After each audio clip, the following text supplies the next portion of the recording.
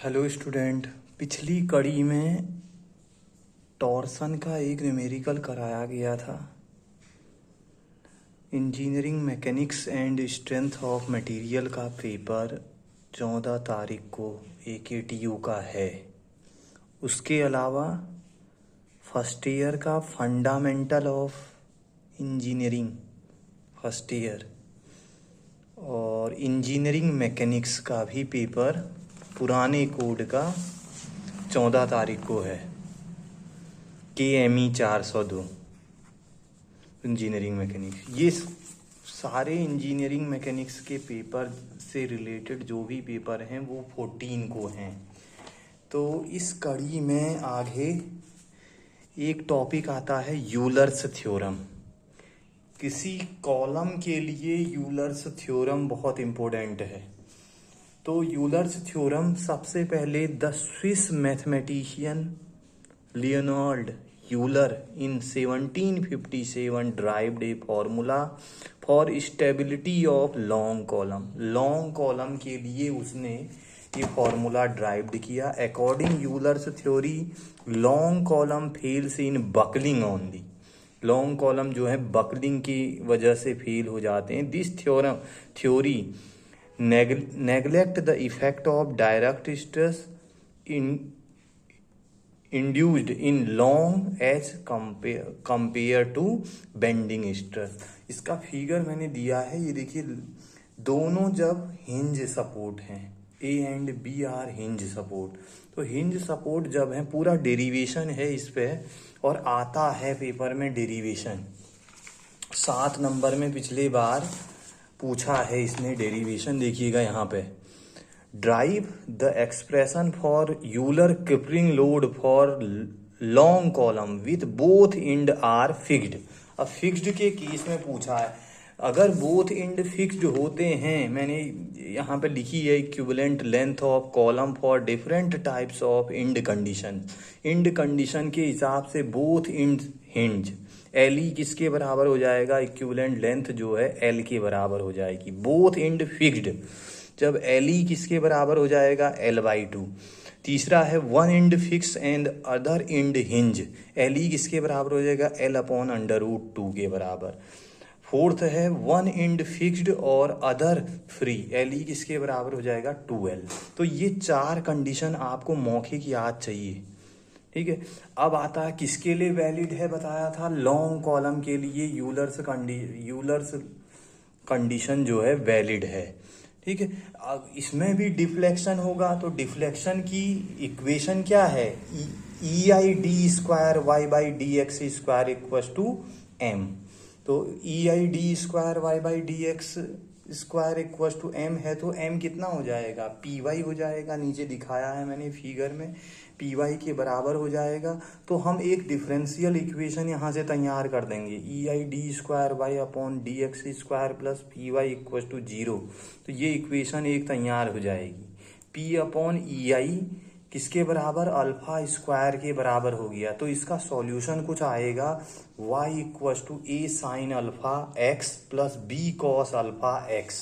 तो इस तरीके से ये इक्वेशन मैंने पूरा डेरिवेशन किया है। एजम्पशंस जरूर लिखिएगा यूलर्स के। The column is initially straight, the cross section is uniform throughout, the material is homogeneous and isotropic, the shortening of column due to axial compression is negligible, the line of thrust coincide exactly with the axes of column. इसी में column की जो formula आता है, PE = π² EI minimum/LE²। तो I minimum जो है minimum होना चाहिए, ठीक है। मोमेंट ऑफ इनर्शिया जो है मिनिमम होना चाहिए। IXX भी निकालते हैं हम, IYY भी निकालते हैं। जो इनमें से सबसे छोटा होगा वो I यहाँ पे रखेंगे आप। LE जो है, LE आपकी जो इक्विवेलेंट लेंथ है वो इन इंड कंडीशंस पे निर्भर करेगी। जो भी इंड कंडीशन दी हैं वो LE यहाँ पे रखी जाएगी। इसलिए ये वैलिड है किसके लिए, लॉन्ग कॉलम के लिए। कंडीशंस एजम्पशंस के साथ आप लिखेंगे इसको, फॉर्मूले को अगर पूछेगा तो। सिलेंडरनेस रेशियो LE/K मिनिमम आया हुआ है बोल्ड के पेपर में ये डिफाइंड स्लेंडरनेस रेशियो 2 नंबर में। तो स्लेंडरनेस रेशियो क्या है, L E upon K minimum. L E है इक्विवेलेंट लेंथ, के है लीस्ट रेडियस ऑफ गायरेशन। ठीक है, कोई यूनिट इसकी होती नहीं है स्लेंडरनेस रेशियो की, दोनों mm है, कट जाएंगे। ठीक है, अब आता है ऊपर से यूलर्स के बाद अब मीडियम कॉलम बने। मीडियम कॉलम के लिए रैंकाइन जॉर्डन फॉर्मूला निकाला गया। ठीक है, रैंकाइन जॉर्डन फॉर्मूला क्रैशिंग और बकलिंग दोनों के लिए वैलिड है। तो P equals to sigma C dot A upon 1 plus small A L E upon K minimum का होल स्क्वायर। ठीक है, sigma C crushing stress, A जो है रैंकाइन कांस्टेंट है। रैंकाइन कांस्टेंट को हम sigma C upon pi square E से दिखाते हैं। For cast iron A 1/1600, for mild steel A 1/7500 ये होता है। इसका पूरा डेरिवेशन मैंने किया है, आप एक बार देख लीजिए। इस पे कॉलम को is assumed to perfectly straight and is made of linear elastic material and follow Hooke's law, is homogeneous in quality लिखा है साहब। सिग्निफिकेंट EI का मतलब आपको बताया था, फ्लेक्चरल रिजिडिटी होता है EI, E और I का मल्टीप्लाई बेंडिंग स्ट्रेस में आता है। तो I कैसा होना चाहिए, मिनिमम I होना चाहिए। ठीक है, तो ये डिफरेंशियल इक्वेशन यहाँ से निकलेगी। ये किसकी इक्वेशन है, डबल इंटीग्रेशन मेथड से हमने जब डिफ्लेक्शन कराया था, EI d² equal to mx।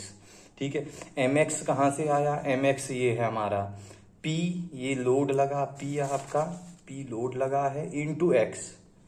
ठीक है, तो P इंटू वाई के बराबर ही आ गया, y P इंटू वाई।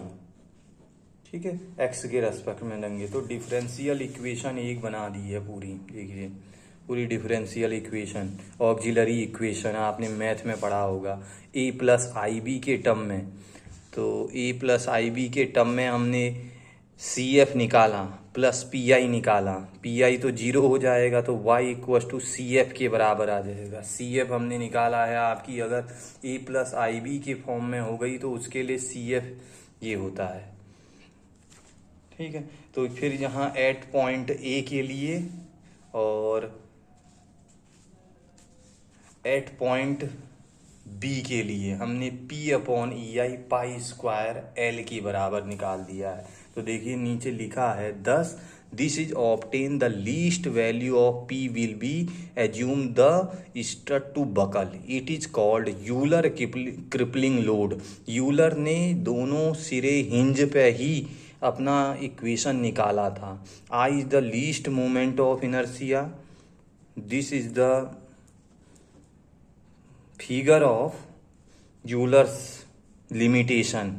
तो A is the safe short column, B is the safe long column, C is the unsafe long column buckling failure, D is the यहाँ ये ऊपर D unsafe short column crushing. तो इतने पर हमने ये दिखे। If failure is considered basic model the effective length column is used. I क्या है, लीस्ट मूवमेंट ऑफ इनर्शिया। मैंने यहाँ पे क्रशिंग और बकलिंग लिमिटेशन भी दी है पूरी, आप देख सकते हैं।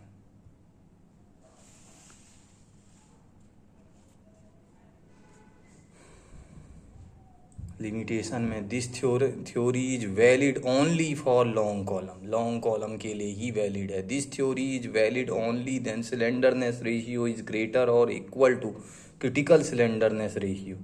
ठीक है, crushing stress is greater than less than buckling stress, तो मिनिमम इस कंडीशन में दे रहा है। ठीक है, जॉर्डन रैंकाइन जॉर्डन फॉर्मूला,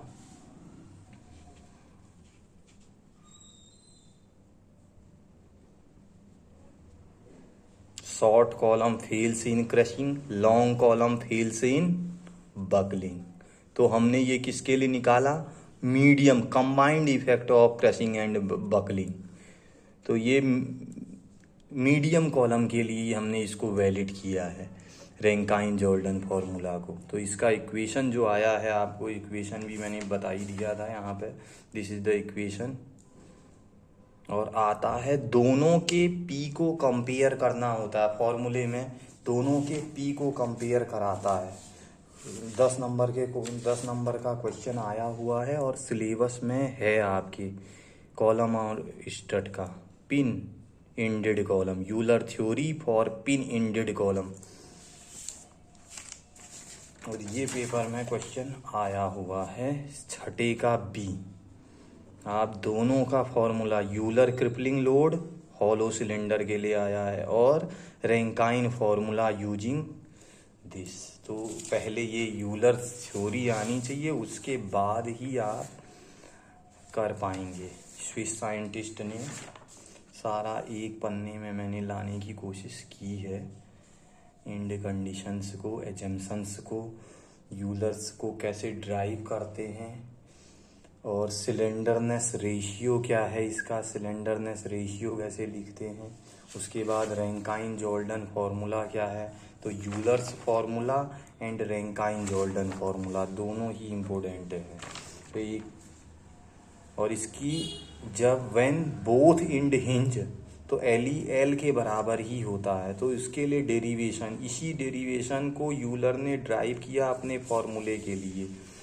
तो एक बार देख लीजिए आप, और उसी हिसाब से आपको करना है। वही जैसे डिफरेंशियल इक्वेशन आप मैथ में निकाले हैं, सेम वही प्रोसेस अपनाना है।